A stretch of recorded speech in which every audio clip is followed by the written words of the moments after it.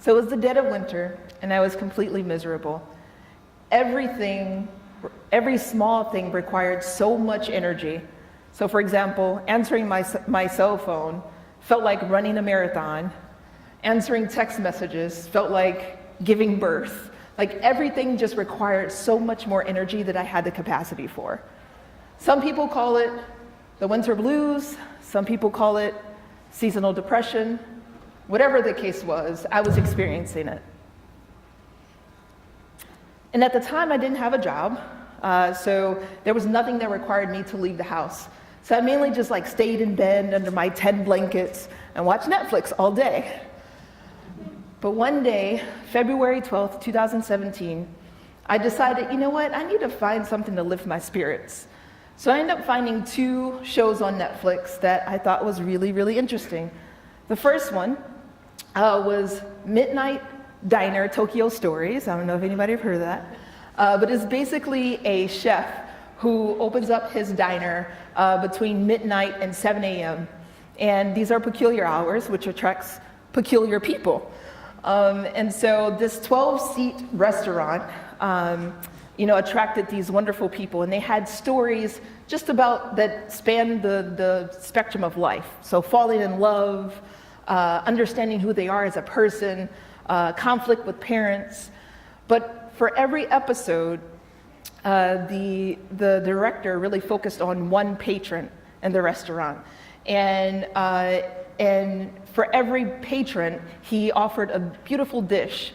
Anything from ramen to corn dogs, to even flapjacks. But he served them food, and it just seemed to lighten their moods. And I just realized, like, wow, food has the ability to kind of lift us up.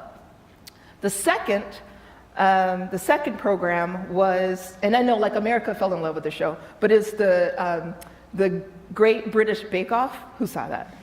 Yeah, right. Like everybody fell in love with it.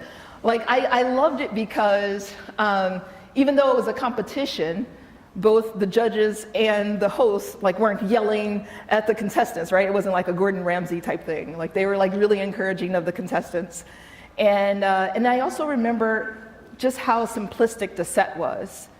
Just the idea that a cook only needed a workbench, a stove, and an oven top, right? Just to create this beautiful meal. And I began to think like, wow, that's a really replicable thing. Like I could do that.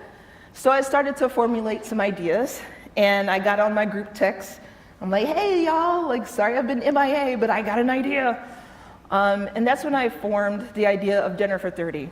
So Dinner for 30 is where I invite a Detroit home cook to prepare a dish that's connected to their fondest memory and tell a story about it. And at the end of the story, the audience of 30 gets a chance to taste the dish. So it's like watching your favorite cooking show, but actually being able to taste the food. And so my friends were like, Cornetta, this seems like a good idea. You should like go for it. So I applied for a grant, didn't get it. So I ended up launching a Kickstarter campaign and was able to raise $8,900 to kind of launch this event series. And the first event featured my mentor, Satori Shakur, and her sister, Doreen Bethel. And they made pot liquor and hot water cornbread. And if you know anything about African American history, you know that back in the slavery era, the broth or the juices that were cooked down from collard greens and the meats that were in the collard greens, usually the slave owners didn't want that. And so they gave that to the slaves to eat or to drink. But that was the most nutritious part of the meal, right? It had all the nutrients in that broth. And also slaves didn't have access to eggs and dairy, so they would just have cornmeal and hot water and bake the hot water cornbread. And so this was significant to Satori's family because these are recipes that were passed down from generation to generation. And today we just eat it as collard greens and hot sauce, if you like hot sauce. And buttermilk cornbread, so we elevated a little bit. So since 2017, we've hosted a total of 7 events, and we hope to do a total of 10 to create a Detroit Story Cookbook. that will be featured later this fall. I'll leave you with this. If you're ever having or experiencing the winter blues, I would just encourage you to go into the kitchen, fire up the stove, make something as simple as a grilled cheese sandwich and warm up some tomato soup, but don't eat it alone.